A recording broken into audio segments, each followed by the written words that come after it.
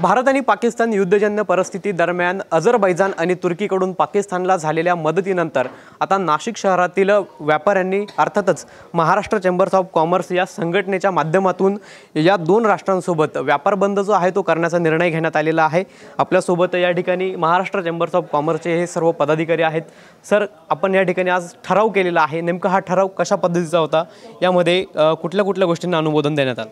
मागील काही काळात 27 निरपराध नागरिकांना जे निर्दयपणे मारण्यात आलं आणि त्याच्यानंतर ऑपरेशन सिंदूर राबवून भारत सरकारने जे काही रोखठोक भूमिका घेतली, या भूमिकेच्या नंतर पाकिस्तानसारख्या शत्रू राष्ट्राला जो दहशतवाद आजपर्यंत पोसत आलेला आहे आणि ते दहशतवादी आपल्या भारतामध्ये घुसून आपल्या निष्पाप नागरिकांना मारत आहे आणि या पाकिस्तानी दहशतवादी राष्ट्राला तुर्कस्तान आणि अझरबैजानसारखे राष्ट्र हे सपोर्ट करतायत आणि त्यांच्याकडनं खूप मोठ्या प्रमाणावरती आपण आयात करतो, ज्याच्यामध्ये सफरचंद असतील, मार्बल असेल, ग्रॅनाईट असेल, काही फार्मास्युटिकल प्रोडक्ट्स असतील, हे सगळे प्रॉडक्ट हे भारतामध्ये येतात।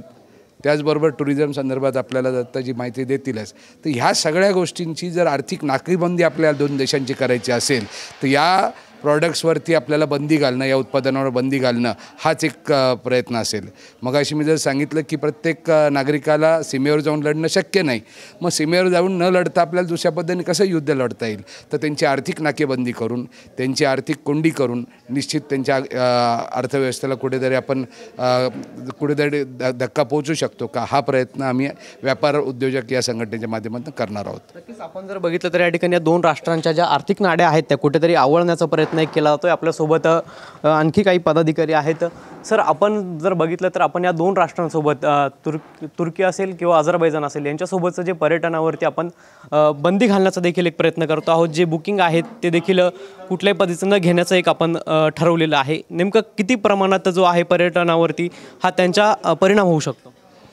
बघा, ह्या वर्षी साधारण म्हणजे मागच्या वर्षी 3,30,000 लोक टर्कीला गेले फक्त, आणि जर मागच्या 3 वर्षांची आकडेवारी बघितली तर हे 25 ते 30% याच्यात वाढ होते। म्हणजे 2025मध्ये तुम्ही अजून तर याच्यात 30%च्या हिशोबाने ॲड केले तर कमीत कमी 80-90,000 लोक ॲड होतात। म्हणजे पुढच्या वर्षी कमीत कमी म्हणजे ह्या वर्षभरात 4.5 लाख लोक कमीत कमी गेले असते टर्कीला, आणि एक माणूस कमीत कमी टर्कीच्या टूरसाठी ॲव्हरेज 2 लाख रुपये तरी खर्च करतो। पण 4 लाख लोक गेल्यानंतर 4-4.25 लाख लोक होतात आणि त्यांनी प्रत्येकाने 2 लाख रुपये खर्च केले, तर हा आकडा जवळपास 1,600 कोटीच्या आसपास जातो आणि हा फार मोठा आकडा आहे। आणि ह्या माध्यमातून तो तुर्कीचा लॉसच आहे आणि आमच्या दृष्टीने याच्यात काही लॉस नाही, कारण आम्हाला इतर ऑप्शन आहेत आणि ज्याला फिरायला जायचं त्याला आम्ही तुर्कीसारखे दुसरं काही जे सिमिलर पर्यटन स्थळं असतात तिथे पाठवणारच आहोत।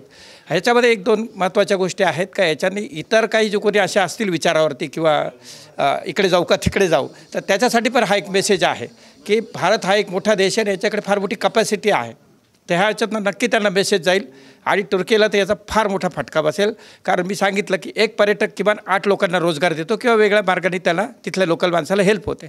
आता आज जेव्हा 4 लाख लोक जाणार नाही तर 4-8 तुम्ही हिशोब करा आणि किती मोठ्या प्रमाणात तिथल्या लोकल रोजगाराला फटका बसणार आहे। ही खूप मोठी संख्या आहे आणि याचा विचार आत्ता तुर्कीच्या पण लक्षात आलेला आहे। हळूहळू त्याच्या लक्षात आलं का हे बोलून तर आपण गेलो, पण याचा फार मोठी आर्थिक कोंडी त्याची होणार आहे। आणि आपला हेतू तोच आहे की राष्ट्रप्रथम। आता आमचा टुरिझम इंडस्ट्री आहे, आमचा व्यवसाय आहे, परंतु तसं नाही, राष्ट्रप्रथम ह्या कल्पनेतून आपण पहिल्यांदा हे केलं की टर्कीच्या सहली आम्ही काढणार नाही, कोणालाही तिकडे जाण्यापासून आम्ही परावृत्त करू। नक्कीच सर, आपण जर बघितलं तर एकंदरीत पर्यटन जर सोडलं तर आपण व्यापार बंद करण्याचा निर्णय घेतो, एकंदरीतच भारतावरती किती परिणाम होऊ शकतो? भारतावर काहीच परिणाम नाही होऊ शकत, कारण आपल्याकडे सर्व वस्तूंची सबस्टिट्यूट आहे। जसं काही फळं म्हटलं की आपल्याकडे ॲपल्स म्हटले की आपल्याकडे लोकल काश्मीरचे ॲपल्स आहे, वॉशिंग्टनचे ॲपल आहे, त्याबद्दल आपण टर्कीवर निर्भर नाही आहे। आपण दुसरी वस्तू म्हटलं की किराणा म्हटलं, दुसरे पण किराणाचे 2-4 वस्तू जे इम्पोर्ट होतात, जसं काही ड्रायफ्रूट्स आहे, तर ड्रायफ्रूट्समध्ये पण आहे ना सबस्टिट्यूट आहे आपल्याकडे की आपल्याला दुबईहून त्या मार्गाने पण बोलवता येतं। टर्कीवर आपण हे नाही। प्रश्न राहिला टर्की एक फार बिस्किट एक आहे तिकडे बिस्किटचं चलन जास्त आहे, त्यामुळे कोकोनट बिस्किट ते आपले भारतावरून कोकोनट पावडर तिकडे एक्सपोर्ट होतं, ते पण मी बंदी घातलेली आहे। त्या पुढे मागे त्यांना ते अडचण येणारच आहे, तर ते भारतावर अवलंबून आहे, तर म्हणून त्यांना फारशी वस्तू भारतावरून भेटणार नाही आहे पुढे। नक्कीच सर, टेरर आणि ट्रेड अशा पद्धतीची देखील एक भूमिका आपण या ठिकाणी मांडली होती। नेमकं भारतीय उद्योजक, व्यापारी, व्यावसायिक म्हणून काय भूमिका असते? आजच्या तारखेला मागील काही दिवसात पंतप्रधान मोदींनी सांगितलं खून और पाणी साथ में नहीं बह सकता है, त्यामुळे आपण सिंधू करारावरती बंदी आणली. त्याच धर्तीवरती ट्रेडर आणि ट्रेड हे दोन्ही एकत्र कसे चालू शकतील? म्हणजे एकीकडे आपण जो आपल्याकडे आपण जो काही पैसा त्यांना पाठवतो आहे त्या पैशातनं त्यांनी दहशतवादाला पोचणाऱ्या देशाबरोबर हातमिळवणी करायची आणि तो पैसा आपल्याविरुद्ध वापरायचा, तर हे टेरर आणि ट्रेड हे आम्हाला अजिबात चालणार नाही. जोपर्यंत त्यांची भूमिका मावळ होत नाही, जोपर्यंत त्यांची भूमिका बदलत नाही, तोपर्यंत आम्ही या भूमिकेवर ठाम आहोत. नक्कीच आपण जर बघितलं या ठिकाणी हे सर्व महाराष्ट्र चेंबर्स ऑफ कॉमर्सचे सर्व पदाधिकारी आहेत. त्यांनी या ठिकाणी एक बैठक घेतली आणि या बैठकीदरम्यान हा संपूर्ण ठराव जो आहे तो या ठिकाणी मंजूर केलेला आहे. कॅमेरा पर्सन आकाश अवलेसह पवन येवले, TV9 मराठी, नाशिक.